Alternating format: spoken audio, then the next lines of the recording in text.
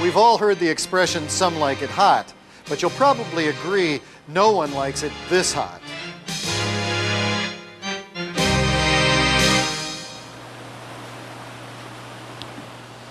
Heat causes considerable stress on your mind and body. It can seriously affect your health and safety. So whether it's a hot working environment or just hot weather, you need to take special precautions when temperatures are high. Everyone is a potential victim of heat stress, both on and off the job. The primary danger here is that the effects of heat can creep up on you. And before you realize it, you can be suffering from health problems that range from minor discomfort to life-threatening complications. In the next few minutes, we're going to show you what heat stress is, what the symptoms are, how to prevent it, and what to do about it if it happens to you. In other words, we're going to show you how you can be safer in the heat at work, at home, and at play under any circumstances. Let's begin by seeing how your body handles heat. This will tell us what heat stress is and how it affects you. Your body is like a furnace.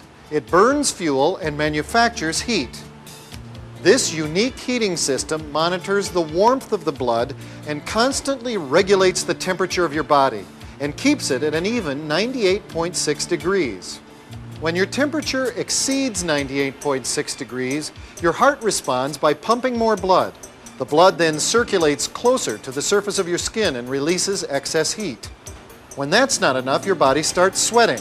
As the perspiration evaporates, your skin is cooled. Under normal conditions, your body regulates itself perfectly.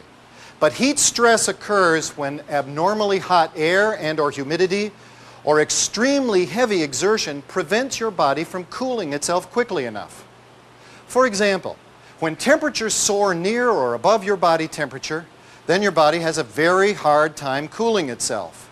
And the same is true when the humidity is very high.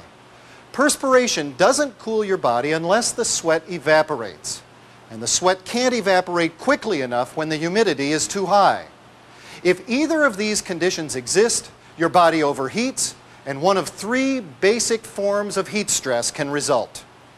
Heat cramps are painful muscle spasms that occur when you are sweating heavily in high heat.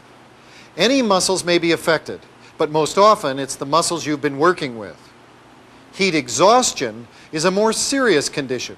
It involves a variety of symptoms, including weakness and nausea, and is sometimes preceded by heat cramps. Heat exhaustion results when your body loses too much water through heavy sweating. Heat stroke, the most serious form of heat stress, occurs when the body's regulatory system simply breaks down. This can happen with very little warning, and if not treated, can lead to loss of consciousness and death. All forms of heat stress affect your health, but it's important to know that excessive heat isn't only a health problem, it's a safety problem too. For example, heat can produce sweaty palms.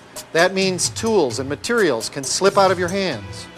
Sweat is also a good conductor of electricity, which increases the risk of injury by electrical hazards. Heat can also cause dizziness, weakness, and fatigue, all of which can lead to accidents. Other effects of heat are decreased mental alertness and impaired physical performance. The discomfort associated with heat also leads to irritability, which can cause people to lose their tempers and act rashly, as well as skip or ignore safety procedures. In other words, heat stress is nothing to take lightly. Hey, are you okay? You don't look so good. I'm really tired and I feel dizzy. Come on, sit down.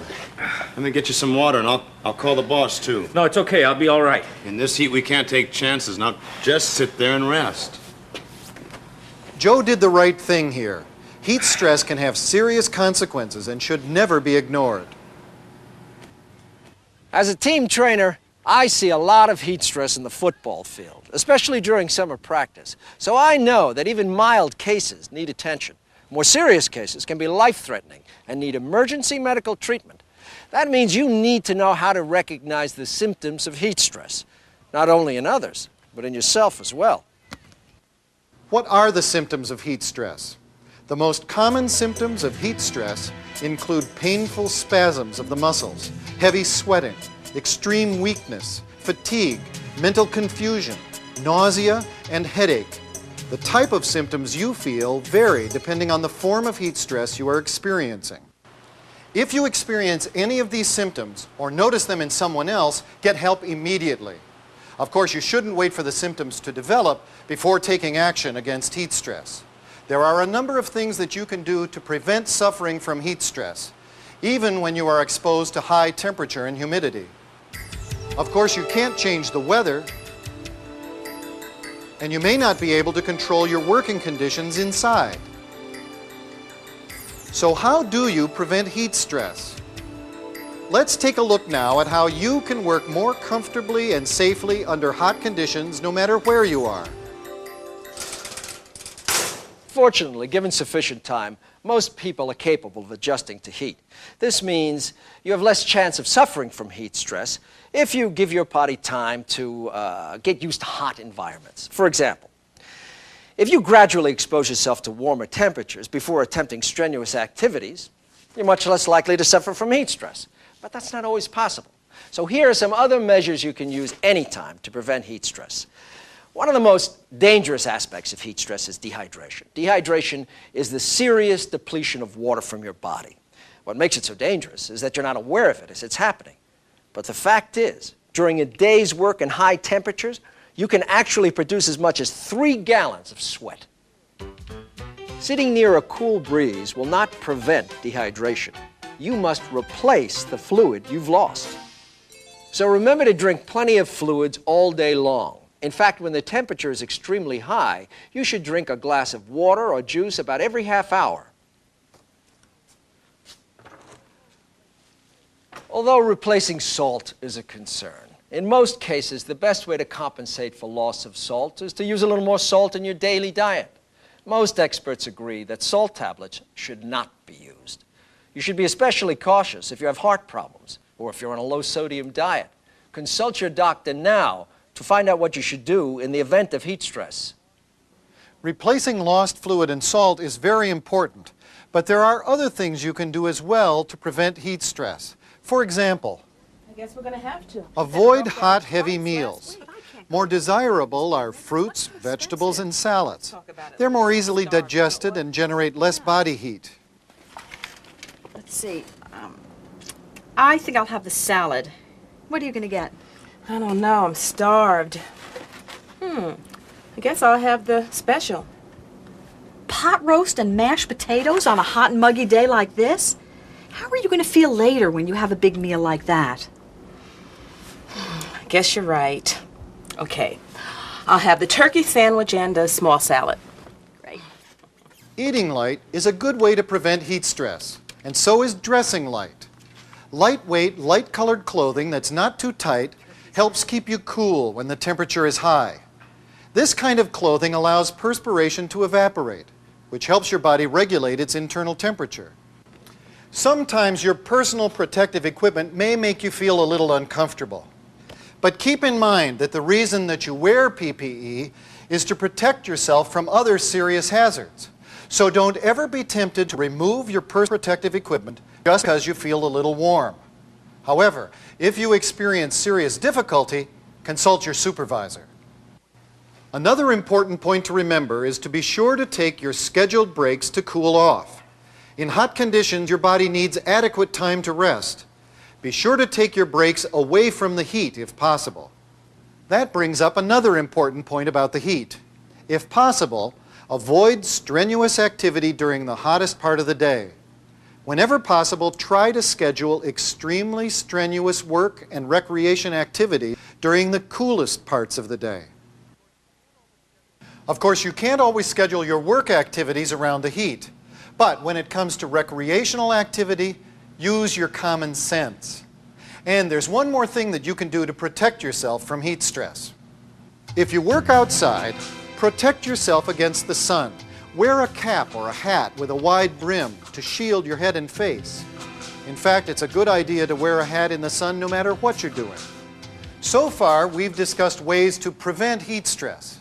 But what do you do once the symptoms occur? What do you do when you or a coworker is actually suffering from the symptoms of heat stress? That's when you need to know the difference between when you can treat the problem yourself and when you must call for emergency medical help. How do you treat heat stress? Well, that depends on the type of heat stress you're dealing with. If you're dealing with heat cramps, for example, the treatment is relatively simple. Have the person sip water slowly for an hour or longer. Gently massage the cramped muscles.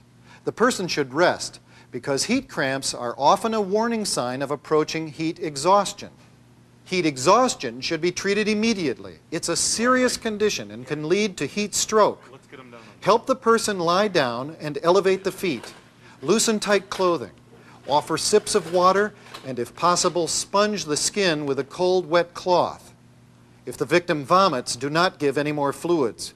Call for emergency medical help immediately. Okay?